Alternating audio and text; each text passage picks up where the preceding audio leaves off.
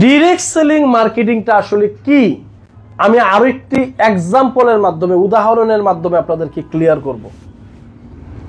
একটা ছেলে সিদ্ধান্ত নিয়েছে সে একটি সিম ক্রয় করবে, মোবাইল ইউজ করার জন্য সিম ক্রয় করবে। সে কোন সিমটা ক্রয় করবে সে বুঝতে পারছে না। সে একটি টিভি চ্যানেলের সামনে বসে আছে।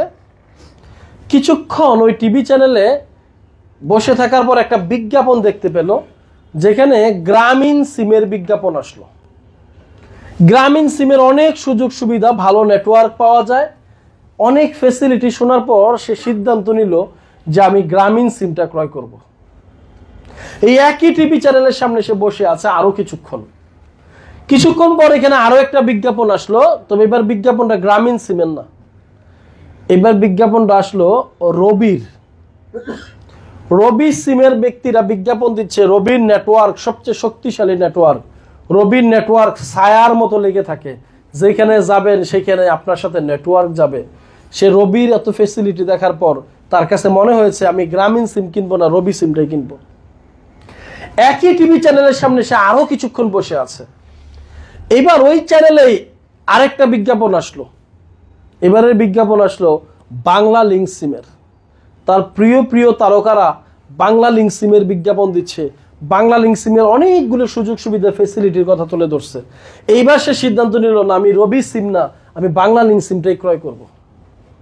সে আরো কিছুক্ষণ এই একই চ্যানেলের সামনে বসে আছে। এইবার বিজ্ঞাপন আসলো এয়ারটেল সিমের।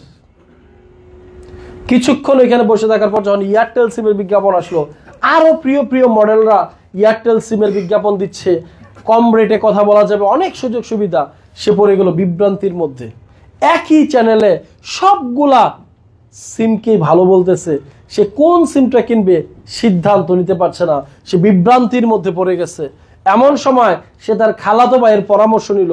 খালাতো ভাইকে প্রশ্ন করলো, সকল সিমই তো তারা ভালো বলতেছে, আসলে আমি কোন সিমটা কিনবো? আমি তো তাদের বিজ্ঞাপন দেখে বিভ্রান্তির মধ্যে পড়ে গেছি, তুমি আমাকে একটা পরামর্শ দাও। খালাতো ভাই তাকে পরামর্শ দিল যে তুমি গ্রামীণ সিমটা ক্রয় করো, কারণ এই সিমে আমাদের আত্মীয় স্বজন সবাই ব্যবহার করে। এই সিমের ফ্যাসিলিটি সুযোগ সুবিধা অনেক ভালো, সবচেয়ে বড় বিষয় হলো এটা নেটওয়ার্কটা অনেক ভালো। খালাতো ভাইয়ের পরামর্শ পেয়ে সে গ্রামীণ সিমটা ক্রয় করলো। আমার প্রশ্ন হলো, ওই গ্রামীণ সিম কোম্পানির মালিকের কাছ থেকে খালাতো ভাই কত টাকা ইনকাম পেয়েছে? 1 টাকাও ইনকাম পায় নাই। কারা ইনকাম পেয়েছে? যেই ব্যক্তিগুলা তাকে বিভ্রান্ত করেছে, যেই ব্যক্তিগুলা তাকে সেল করে নাই তার কাছে, তাকে বিভ্রান্ত করেছে, ওই ব্যক্তিগুলো ইনকাম পাচ্ছে। Yes or no? Network marketing পদ্ধতি যদি হতো বা ডিরেক্ট সেলিং মার্কেটিং পদ্ধতি যদি হতো, কোম্পানি বলতো আমি তাকেই বেনিফিট দিব যার মাধ্যমে আমার প্রোডাক্টটা বিক্রি হয়ে যায়। এখানে পণ্য বিক্রির আগে কোম্পানি আপনাকে 1 টাকাও কমিশন দিবে না, আপনি যত বিজ্ঞাপন দিতে থাকেন না কেন। পণ্য বিক্রয় হওয়ার পরে যার মাধ্যমে পণ্য বিক্রয় হবে কোম্পানি তাকেই বেনিফিট দিত।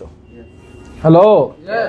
তাহলে ট্রেডিশনাল মার্কেটিং পদ্ধতিতে যারা সেল করবে, যার কথা অনুযায়ী সেল করছে, সে সব ক্ষেত্রে প্রফিটটা পাচ্ছে না। নেটওয়ার্ক মার্কেটিং বা ডিরেক্ট সেলিং মার্কেটিং হলো এমন একটি চমৎকার পদ্ধতি, যদি আপনার তথ্য পেয়ে কোনো ব্যক্তি প্রোডাক্ট ক্রয় করে, আপনাকে কোম্পানি বেনিফিটটা শেয়ার করবে। আমরা প্রতিনিয়ত মার্কেটিং করছি। আমার একটা মোবাইল ব্যবহার করে ভালো লাগছে, আমি আরেকজনকে বলছি, সে মোবাইল কিনছে, আমার কোনো বেনিফিট নাই। আমার একটা ঘড়ি ব্যবহার করে ভালো লাগছে, আমি আরেকজনকে বলছি, সে ঘড়ি কিনছে, আমার কোনো বেনিফিট নাই।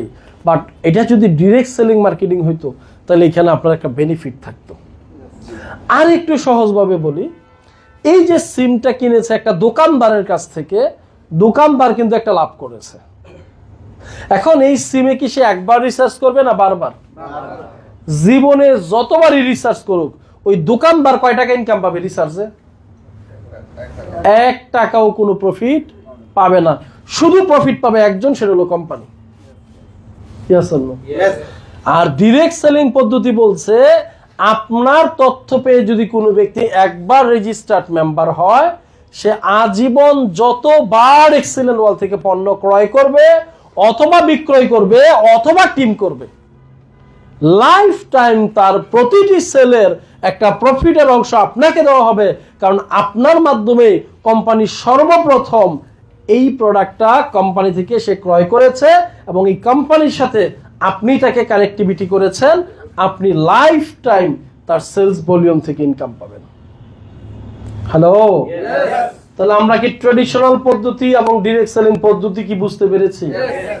ডিরেক্ট সেলিং পদ্ধতিকে বলা হয় 21st সেঞ্চুরির সবচাইতে গ্রোয়িং কনসেপ্ট।